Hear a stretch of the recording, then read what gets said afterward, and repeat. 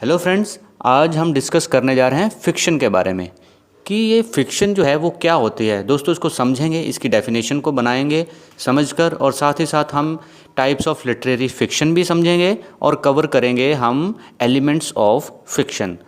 So friends, ये topic है हमारे एक स्टूडेंट की फरमाइश पे जिनका नाम है रमेश बर्मन।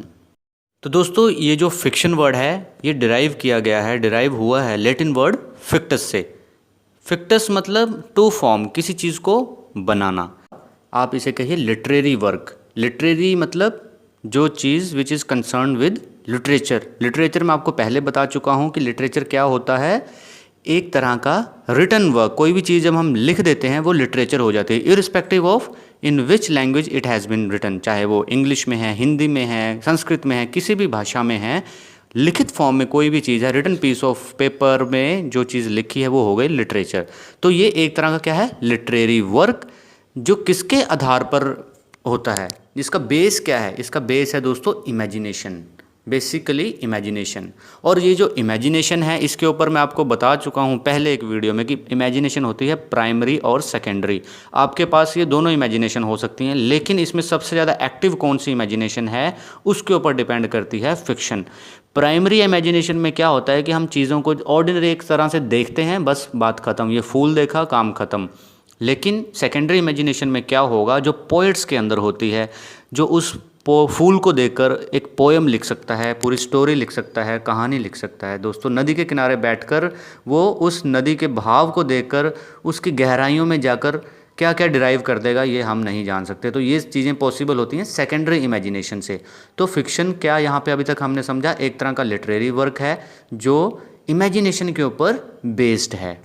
तो ये सब क्या हुआ, एक क्रिएटिव वर्क हुआ दोस्तों। इसमें एक क्रिएटिविटी इन्वॉल्व होती है दोस्तों राइटर की, और आप इसे कह सकते हैं स्पेशली नरेटिव वर्क, जो जिसमें घटनाओं का वर्णन किया जाता है। किसके आधार पर, वो सारे आइडियाज़ जो हमारी एवरीडे लाइफ में हमें देखने को मिलते हैं उसके बेस के ऊपर ऐसे करैक्टर्स को डिराइव किया जाता है। इस दुनिया के हो सकते हैं, दूसरी दुनिया के हो सकते हैं, जो रियल नहीं है, जिसमें जो फैक्ट्स हैं वो रियल नहीं है। फॉर एग्ज़ाम्पल आप ले लीजिए सुपर हीरोज़। जो सुपर हीरोज़ हैं वो, जैसे आप इंडियन सुपर हीरो की बात कीजिए शक्तिमान की, वो एक ऐसा करैक्टर है जो एक फिक्शनल है, जो रियल में ऐसा कोई करैक्टर नहीं देखने को मिलेगा, लेकिन उसे ऐसे डिराइव किया गया है with the power of imagination. Someone has well defined the fiction. अगर हम ये सारी चीज़ें समझेंगे पीछे तो हम उसकी डेफिनेशन को इजीली याद कर सकते हैं। वो क्या है definition, fiction is literature in the form of prose that describes imaginary events and people. Prose क्या है यहाँ पर, प्रोज क्या हुआ, एक तरह का स्ट्रेट फॉरवर्ड राइटिंग, जिसमें जैसे पोइट्री क्या है, एक तरह का राइम है जिसमें स्टैंजाज होते हैं। प्रोज वो नहीं है, प्रोज में छोटे छोटे पैराग्राफ हो सकते हैं, एक पेज के बाद दूसरा पैराग्राफ, इस तरह से प्रोज चलता है। एक straight forward writing, ordinary way of writing. तो फिक्शन क्या है, एक तरह का लिटरेचर है इन द फॉर्म ऑफ प्रोज, जो डिस्क्राइब करता है imaginary events and imaginary people. दोस्तों, और विस्तार में बात करें, ब्रॉडली बात करें तो फिक्शन में क्या क्या आ जाएगा, खाली रिटन इमेजिनरी राइटिंग ही नहीं आ जाएंगी, बल्कि जैसे हम लाइव थिएट्रिकल परफॉर्मेंस देखते हैं, टीवी प्रोग्राम्स में सीरियल देखते हैं, फिल्म्स देखते हैं, रेडियो प्रोग्राम्स हो गए, कॉमिक्स जैसे सुपर हीरोज़ की आ गई, शक्तिमान की कॉमिक्स, सुपरमैन की कॉमिक्स, स्पाइडरमैन की कॉमिक्स, नागराज की कॉमिक्स एट्सेट्रा, ये सारे के सारे आ जाते हैं फिक्शन के अंदर। Friends, now we will learn types of literary fiction. Especially in prose, they are distinguished in 3 types. जो ये सारी की सारी टाइप्स हैं दोस्तों, ये एक दूसरे के साथ लेंथ के हिसाब से वेरी करती हैं। 1 is short story, 2nd is novella, 3rd is novel. तो जो शॉर्ट स्टोरी है, आप एक बेसिक थंब रूल याद रखिए कि जो भी स्टोरी 7500 वर्ड्स तक या उससे कम होगी उसे हम शॉर्ट स्टोरी कहेंगे। दोस्तों, नोवेला जो है वो शॉर्ट स्टोरी से थोड़ी बड़ी होती है, नॉवल से छोटी होती है। आप इसे एक लंबी कहानी भी कह सकते हैं, उपन्यास भी कह सकते हैं।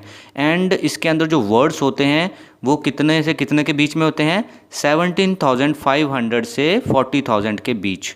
ठीक है दोस्तों, इससे बड़ी 40,000 से बड़ी जो भी स्टोरी होगी उसे हम नॉवल कहेंगे। फिक्शनल चीज़ें होंगी, ठीक है, मतलब जो रियल घटनाओं के ऊपर आधारित नहीं है, लेकिन कहीं ना कहीं उनका एवरीडे लाइफ से थोड़ा बहुत आइडिया लिया गया है।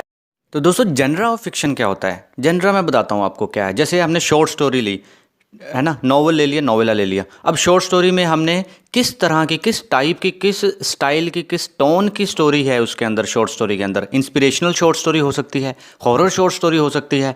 तो इसी तरह से लंबी होगी तो वो हिस्टोरिकल हो सकती है, हिस्ट्री बेस्ड हो सकती है, कोई साईफाई हो सकती है, साइंटिफिक फिक्शन हो सकती है। तो ये जो अलग अलग तरह का टोन है, अलग अलग तरह का स्टाइल है, जब एक पर्टिकुलर टोन और स्टाइल की बात करेंगे वो हो जाएगा जेनरा ऑफ फिक्शन। तो कितने जेनरा हो सकते हैं? बहुत सारे हैं। मेन में ले लेते हैं। साईफाई मूवीज़ होती है ना, साइंटिफिक फिक्शन से रिलेटेड हो सकती है, हिस्टोरिकल हो सकती है फिक्शन, मैजिकल भी हो सकती है यानी कि फैंटेसी टाइप, और रोमांस रिलेटेड हो सकती है, हॉरर स्टोरी हो सकती है, क्राइम स्टोरी हो सकती है, as well as inspirational story. Inspirational story generally देखा होगा आपने, शॉर्ट स्टोरीज टाइप में मिलेगी आपको देखने के लिए, कोई जिसमें मॉरल भी मिलेगा और हमें कुछ सीखने को मिलेगा। तो ये सारे के सारे क्या हो गए? कुछ जनराज ऑफ फिक्शन हो गए, जिसमें हमें पर्टिकुलर टोन और स्टाइल में स्टोरी को देखने को मिल सकता है, पढ़ने को मिल सकता है। Friends, now we will learn the elements of fiction. One by one हम इनको समझते हैं।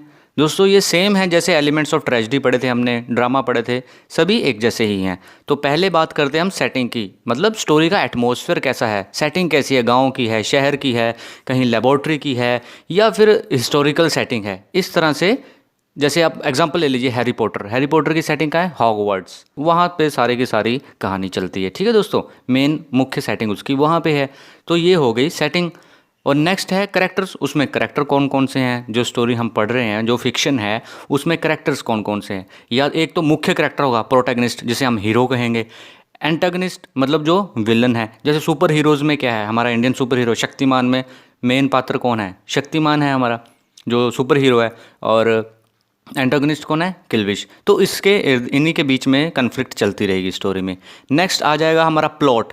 प्लॉट जैसे हमने समझा था पहले, एलिमेंट्स ऑफ ट्रेजेडी में समझा था, प्लॉट को डीपली गए थे हम, कि प्लॉट में क्या होता है, एक शुरुआत होती है, कहानी शुरू कैसे होती है, बिगनिंग क्या है, फिर उसमें राइजिंग एक्शन होता है स्टोरी में। राइजिंग मतलब कन्फ्लिक्ट, जो एक करेक्टर में उसकी कन्फ्लिक्ट किसके साथ हो सकती है? सिस्टम के साथ हो सकती है, जो विलन है वो उसके ऊपर हावी हो सकता है। या लव स्टोरी में क्या होगा, अगर टू लवर्स हैं, बीच में कोई तीसरा आ गया तो वो वहाँ कन्फ्लिक्ट रेज होगी, मतलब स्टोरी अपने क्लाइमेक्स की ओर बढ़ रही है।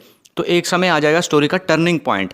टर्निंग पॉइंट से फिर स्टोरी जाएगी एंड की ओर, जिसे फॉलिंग एक्शन कहेंगे। मतलब वहाँ से हीरो जो है वो स्ट्रॉन्ग पोजीशन में आ जाएगा, वो धीरे धीरे धीरे विलन को ख़त्म करता हुआ, या जो भी स्टोरी का जो चल रहा है हमारा थीम, उसके हिसाब से स्टोरी एंड की ओर बढ़ती जाएगी और फाइनल में क्या आएगा? कंक्लूजन। तो इसमें क्या मिला हमें प्लॉट में देखने को? बिगनिंग, राइजिंग एक्शन में कन्फ्लिक्ट, और फिर जाके टॉप पे आ जाएगा क्लाइमैक्स, जिसे टर्निंग पॉइंट कहेंगे। फिर वो स्टोरी धीरे धीरे एंड की ओर बढ़ेगी तो उसे क्या कहेंगे? Falling action. और लास्ट में एंड में क्या मिलेगा? एक कंक्लूजन। ये हो गया प्लॉट। दोस्तों, नेक्स्ट इज कन्फ्लिक्ट। कन्फ्लिक्ट किसके अंदर होगी? प्रोटैगनिस्ट और एंटागनिस्ट के बीच में, यानी कि हीरो के बीच में और विलन के बीच में। उन दोनों के बीच में मतभेद कह लीजिए, किसी चीज़ को लेकर लड़ाई कह लीजिए। हीरो अच्छाई के पीछे भागेगा, विलन बुराई के पीछे, और फाइनली इसी कन्फ्लिक्ट के आधार पर स्टोरी जो है वो क्लाइमेक्स की ओर बढ़ेगी। ठीक है दोस्तों। Next is point of view, means who is telling a story. Story का नरेटर कौन है? तो दोस्तों एग्जाम्पल लीजिए, जैसे first person, means first person क्या होता है? आई, मी, माई, माइन। तो ये क्या है कि मतलब नरेटर जो है वो अपने पॉइंट ऑफ व्यू को, अपने नज़रिए को, अपने एक्सपीरियंस को शेयर कर रहा है रीडर के साथ। तो वो हो गया first person point of view. Third person बोले तो ही, शी, इट। ठीक है, ही, शी और हिज, हर में अगर बात होगी तो वो क्या हो जाएगा? Third person point of view हो जाएगा। मीन्स जो नरेटर है इसमें वो एक स्पेक्टेटर है, वो एक दर्शक है।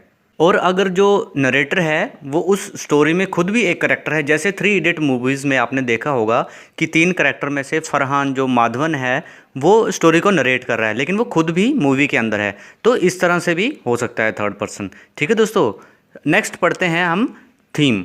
थीम मतलब सेंट्रल आइडिया क्या है, उस जो स्टोरी को हम पढ़ रहे हैं, जो फिक्शन है, उसका मेन थीम क्या है। जैसे सुपर हीरोज़ की हम मूवी देखते हैं, स्टोरी देखते हैं या कॉमिक्स पढ़ते हैं, उसमें थीम क्या है? बुराई पर अच्छाई की जीत। सुपर हीरो क्या है? एक ऐसा फिक्शनल करेक्टर है जो हमें ये सिखाता है कि अच्छाई हमेशा ही जीतती है।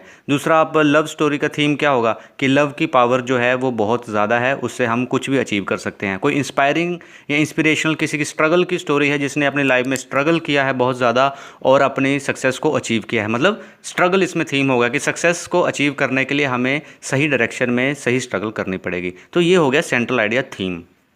तो दोस्तों इसी के साथ हमारा टॉपिक आज का ख़त्म होता है। हमने बेसिक चीज़ें fiction, types of literary fiction, genre of fiction and elements of fiction इसमें कवर किया है। बहुत ही बेसिक चीज़ें हैं, बहुत ही बेसिक कंसेप्ट हैं। आई होप आपको समझ में आया होगा और अच्छा लगा है। दोस्तों अच्छा लगा है तो please like, share and subscribe. Thank you very much.